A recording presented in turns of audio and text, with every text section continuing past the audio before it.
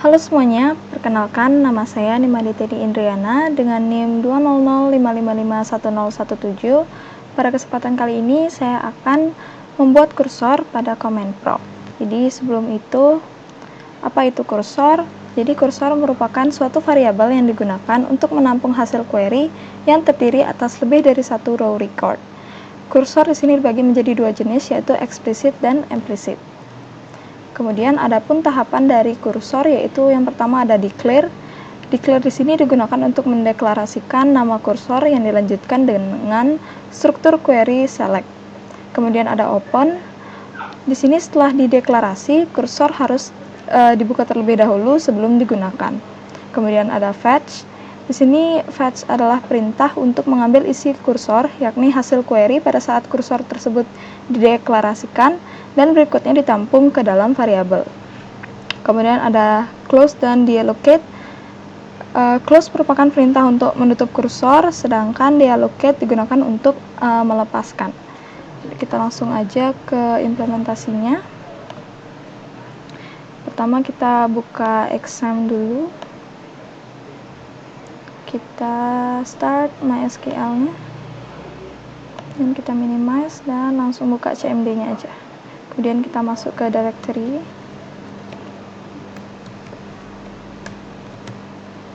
Dan kita login ke MariaDB-nya, MySQL view root.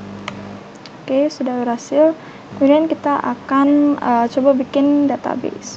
Create database mini market. Oke, sudah berhasil. Kemudian kita akan membuat tabel. Create tabel barang. Kemudian ada ID barang dengan tipe data integer. Kemudian ada nama barang dengan tipe data varchar.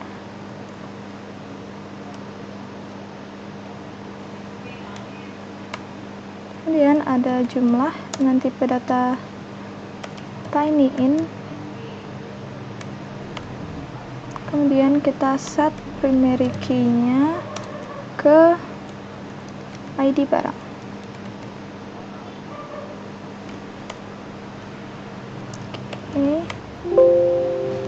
Oke, di sini karena kita belum memilih database mana yang akan kita pakai, kita use dulu untuk penyeleksiannya. Mini market. Oke, kita ulang lagi. Ini untuk create tabel, ID barang, nama barang, kemudian jumlah, lalu primary key. Oke, sudah berhasil. Selanjutnya kita akan coba cek dulu tabelnya dengan cara describe barang. Oke, di sini sudah berhasil untuk bikin tabelnya. Lanjut kita akan isi tabelnya dengan perintah insert.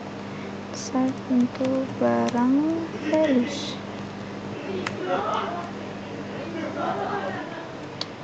Untuk ID barang 1 kita isi dengan deterjen dengan jumlah 20. Kemudian untuk ID barang 2 kita isi dengan snack dengan jumlah 30. Kemudian untuk ID ketiga kita masukkan shampoo dengan jumlah 25.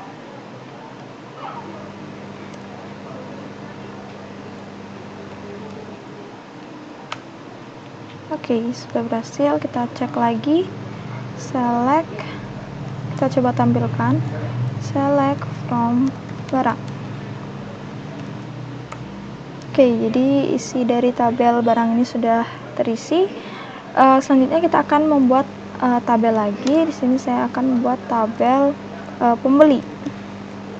Create tabel pembeli. Kemudian ID pembeli. yang tipe data integer, kemudian ada nama pembeli dengan tipe data varchar,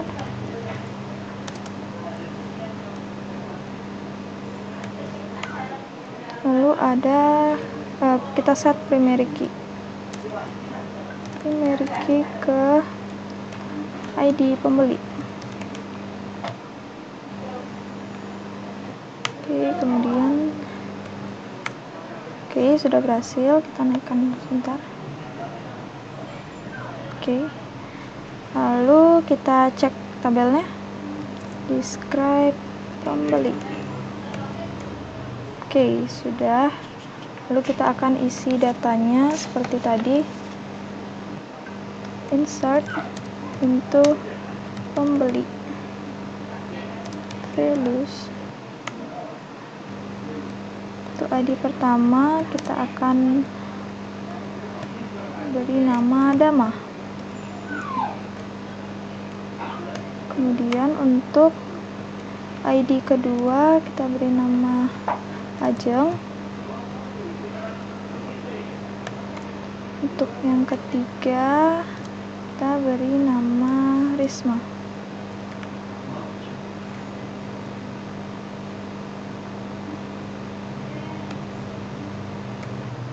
Sudah berhasil. Kita cek lagi, select from pembeli.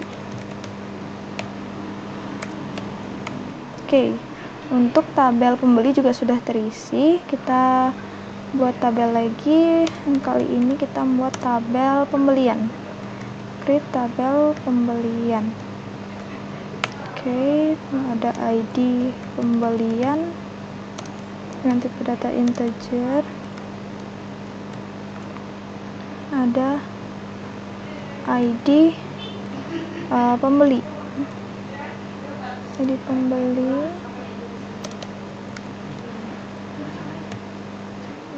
ada ID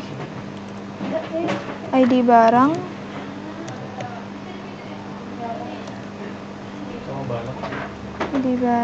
kemudian ada jumlah beli dengan tipe data tinyIn. Lanjut. Sudah berhasil juga. Kita cek lagi, describe pembelian. Ini sudah juga. Kita isi lagi tabelnya. Kita coba isi insert into pembelian values.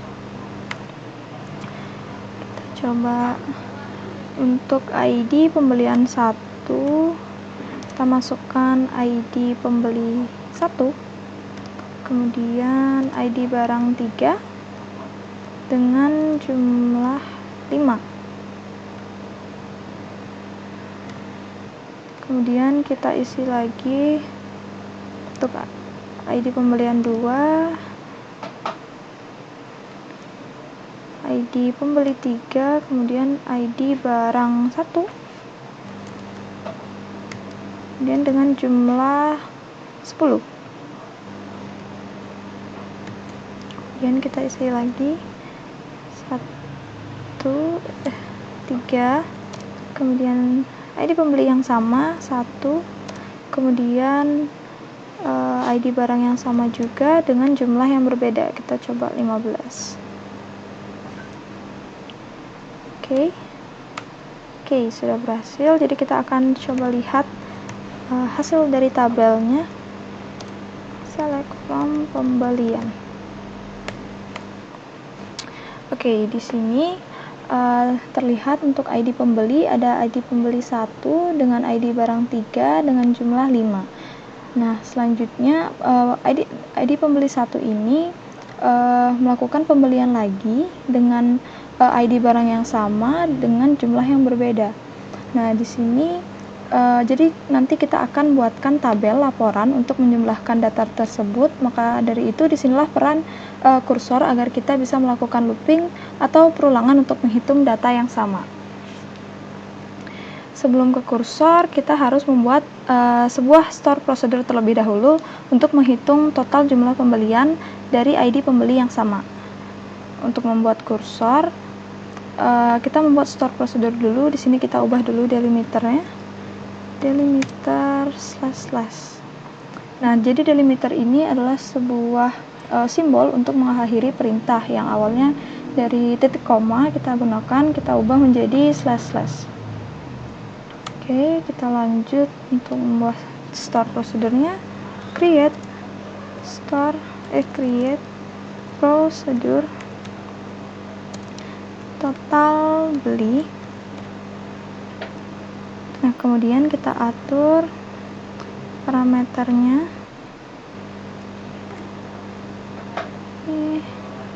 in id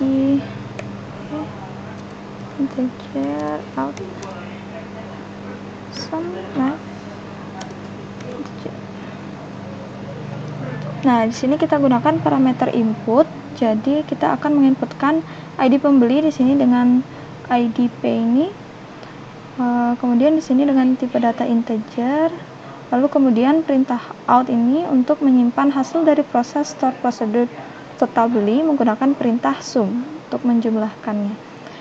Nah, di sini juga untuk perintah sum di sini kita menggunakan tipe data integer. Kemudian lanjut begin, lalu kita set sum f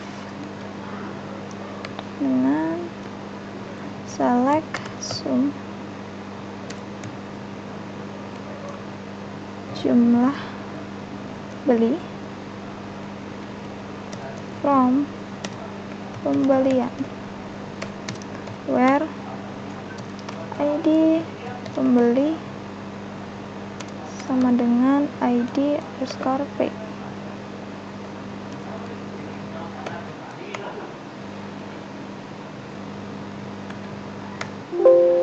Oke, di sini error, mungkin kita cek dulu.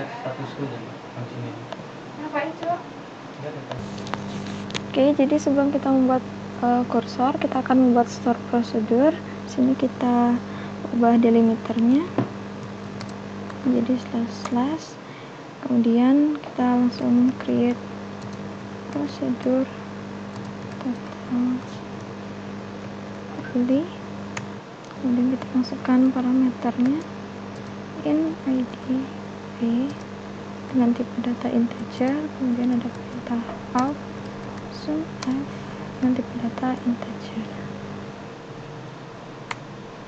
Lalu kita di sini saya menggunakan parameter input. Jadi kita nantinya akan menginputkan ID pembeli. Yang di sini saya ketikkan dengan ID P dengan tipe data integer. Kemudian ada perintah out di sini untuk menyimpan hasil dari proses store procedure total beli. Menggunakan perintah sum di sini saya namakan sum f dengan tipe data integer. Kemudian kita lanjut begin. Kemudian kita set sum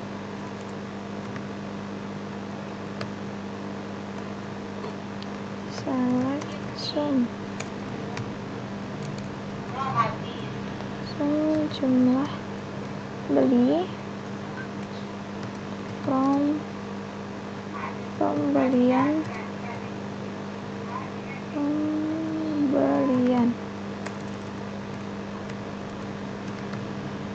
where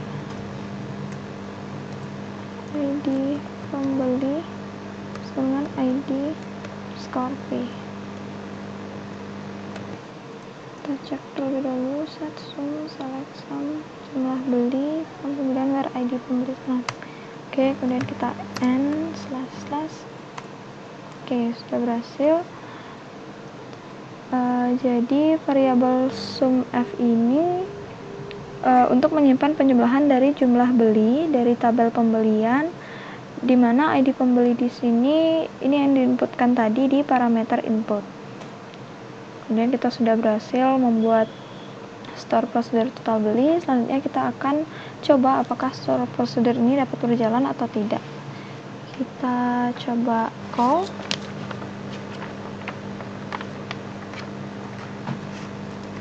call total beli. Kita akan coba satu add sum F. Di sini satu itu merupakan ID pembeli satu, kemudian kita tampung di variabel sum. Oke, kemudian kita coba tampilkan select add sum.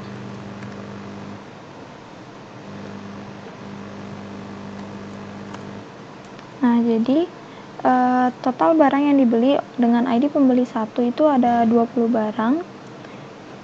Coba kita cek di pembelian sebelumnya, select from pembelian.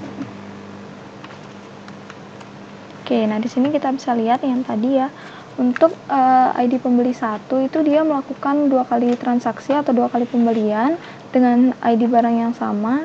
Yang pertama dia membeli dengan jumlah 5, kemudian 15, dan tadi kita sudah munculkan di sum F di sini totalnya itu adalah 20. Nah, langkah selanjutnya kita akan membuat store prosedur lagi untuk menyimpan kursornya.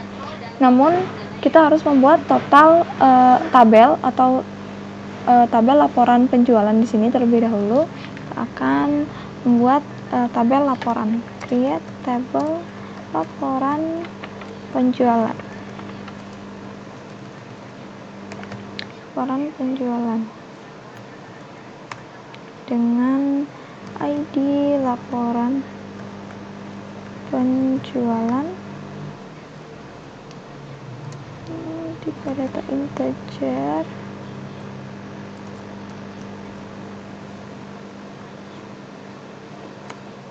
kemudian di sini ada nama pembeli dan tipe data varchar, kemudian ada jumlah beli dan tipe data tinyInt. Kemudian kita set primary key-nya ke ID laporan penjualan.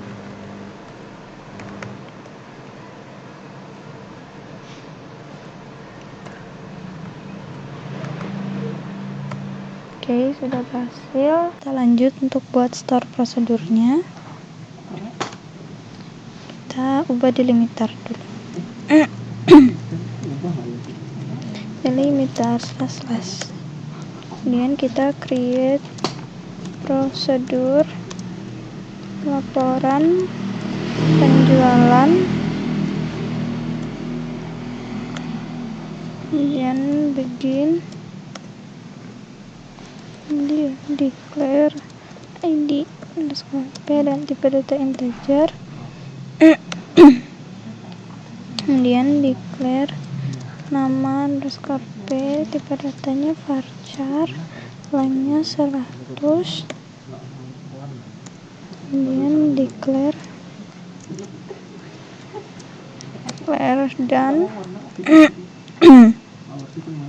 tipe datanya integer, lalu default 0. Kemudian declare kursor laporan, lalu kursor for select ID pembeli, nama pembeli, from tabel pembeli, order by ID pembeli.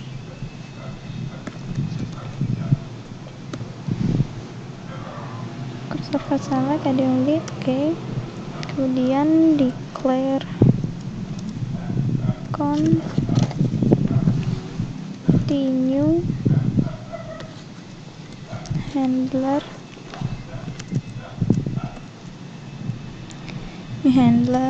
for SQL state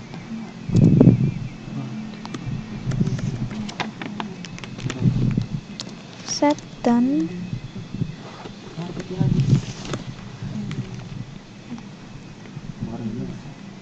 Oke, jadi gunanya baris ini itu saat melakukan perulangan atau perulangan menyentuh angka 2000, maka variabel yang awalnya kita set 0 itu kita jadikan 1. Lanjut, kita truncate laporan penjualan. Nah, gunanya truncate ini adalah mengosongkan tabel agar nanti datanya itu tidak tertumpuk. Kemudian kita open kursor laporan.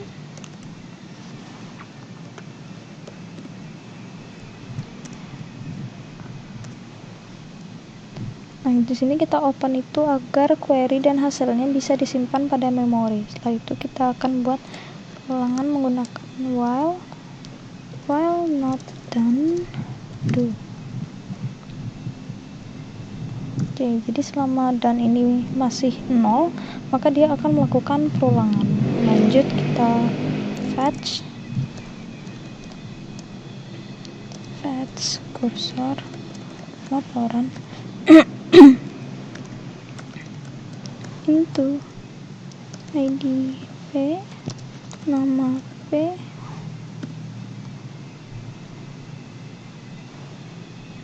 oke. Jadi perintah fetch ini digunakan untuk mengambil data dari kursor dan nantinya akan ditransfer ke variabel penampung yaitu IDP dan nama P.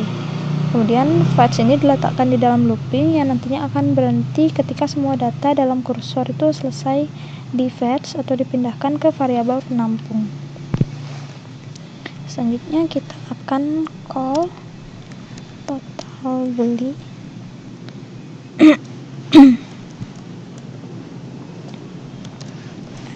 total.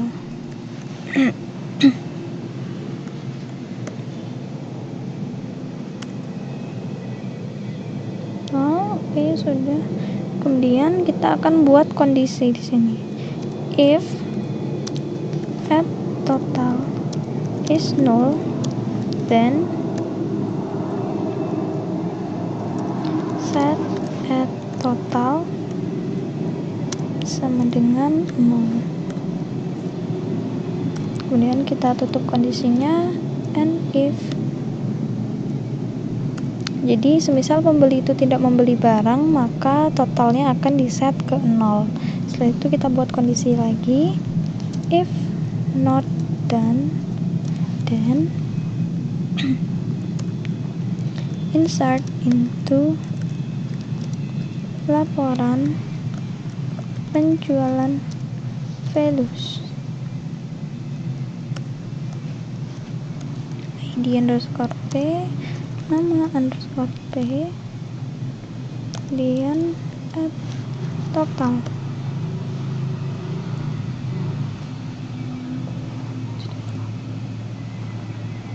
Oke, jadi kita nanti akan isi laporan penjualannya ketika seseorang itu membeli sesuatu. Kemudian kita tutup kondisinya and if,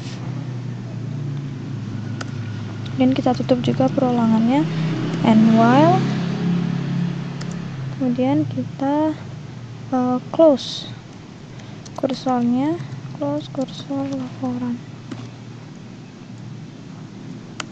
kemudian kita end slash. Oke, sudah berhasil. Nah, langsung saja kita akan untuk uji cobanya. Jadi jangan lupa kita ubah dulu delimiternya, karena tadi kita masih menggunakan slash, kita ubah jadi titik koma. Sudah, kita lanjut untuk kita call laporan penjualan. Oke, berhasil. Kita lihat tabel laporan penjualannya. Select from laporan penjualan. Oke, jadi ini sudah muncul. Jadi seperti yang sudah kita lihat sebelumnya, untuk ID pembeli 1 dengan nama Dama, dia membeli tadi ID barang 3 yaitu sampo sebanyak 20 total jumlahnya. Jadi awalnya dia membeli 5, kemudian dia beli lagi berjumlah 15, jadi totalnya 20. Kemudian untuk ID pembeli 2 yaitu Ajeng, itu dia tidak membeli apa-apa, jadi sesuai kondisi di atas tadi kita akan set dia 0. Kemudian ada ID pembeli yang ketiga itu Risma, dia membeli 10 nih jumlahnya. Oke, mungkin sekian kursor yang saya buat, semoga bisa membantu. Terima kasih.